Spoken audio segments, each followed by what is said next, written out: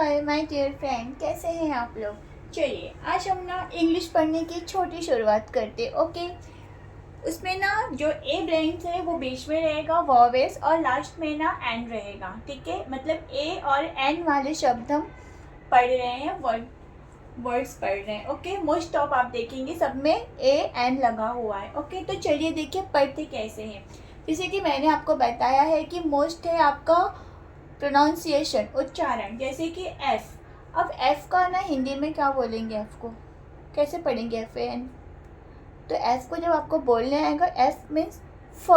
क्या, एफ का फ, तभी तो हम पढ़ेंगे ना एफ ए एन, फैन। क्योंकि हमें जब एफ का फ पता रहेगा तभी हम पढ़ पाएंगे।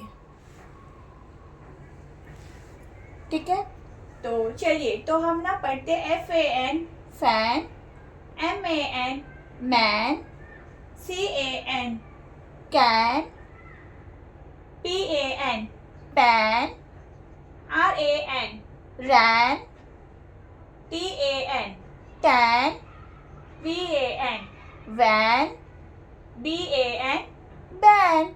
ओके, तो देखिए ये हम कैसे पढ़ पाते हैं ना, इसका मेन जो जड़ बोलते हैं ना, फाउंडेशन, उसका जड़ क्या है, उसकी नींव क्या है, हमें इसका ना हिंदी उच्चारण पता रहना चाहिए। जैसे वी का हिंदी उच्चारण होता है व, क्या होता है व। ओके, और बी का होता है ब। तो जब हमें ना व पता है तभी तो हम उसको वैन पढ़ेंगे ना। ये तो ए एन है तो एन हो गया, लेकिन ये याद होगा वी का व तो होगा वैन, एन का ना होता है। तो हमें जब ना जो इंग्लिश होता है ना A B C D E F G, उसका जब ना हिंदी साउंड पता रहेगा तब भी हम उसे बोल सकते हैं। मैं बार बार यही सिखा रही हूँ। जैसे कि आपको पढ़ना होगा टी ए एन, क्या पढ़ेंगे, टीन।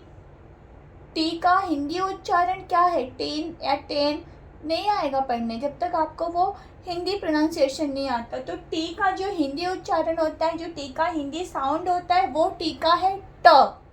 क्या है टी का साउंड, ट। तो आपको जब टी ए एन पढ़ना होगा तो आप पढ़ेंगे टैन।